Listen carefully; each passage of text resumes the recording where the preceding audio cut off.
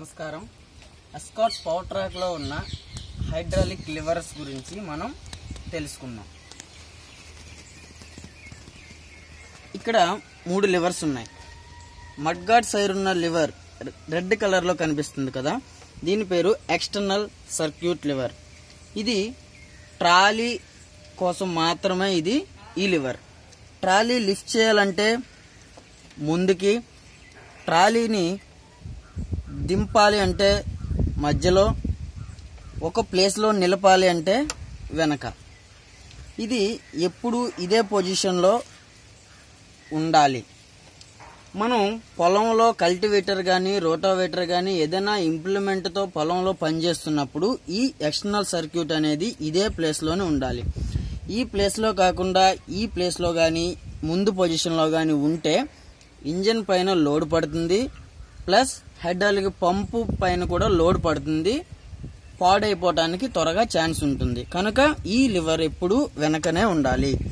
తర్వాత వస్తే మనం బ్లాక్ కలర్ లివర్, దీని పేరు సెలక్షన్ లివర్. దీంట్లో 2 పనులు ఉన్నాయి. ఒకటి పొజిషన్, ఇంకొకటి డ్రాఫ్ట్.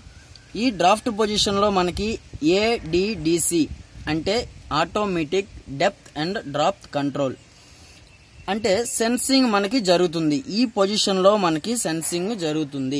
దానికోసమని ఈ లివర్ని ముందే ఉంచుకోవాలి. ఇంప్లిమెంట్ అంటే cultivator, MB plough, disc plough, subsoiler. ఈ 4 ఇంప్లిమెంట్స్ మనకి భూమిలో లోపలికి పోయే ఇంప్లిమెంట్స్. కనుక దాంట్లో సెన్సింగ్ కావాలి, మనకి సెన్సింగ్ అవసరం. దానికోసం దీన్ని ఫ్రంట్లోనే ఉంచుతాం. ADDC పనిచేస్తుంది. ఇదే సెకండ్ పొజిషన్లో అంటే పొజిషన్లో వస్తే ADDC పని జరగదు. అంటే రోటావేటర్ తోలేటప్పుడు, బ్లేడ్ లెవెలింగ్ బ్లేడ్ తోలేటప్పుడు, ప్లస్ మూడవది సీడ్ డ్రిల్. ఈ 3 ఇంప్లిమెంట్స్ మనం యూజ్ చేసినప్పుడు పొజిషన్లో ఉంచుకోవాలి. ఎందుకంటే మనకి సెన్సింగ్ అవసరం లేదు. దీని పని ఇది.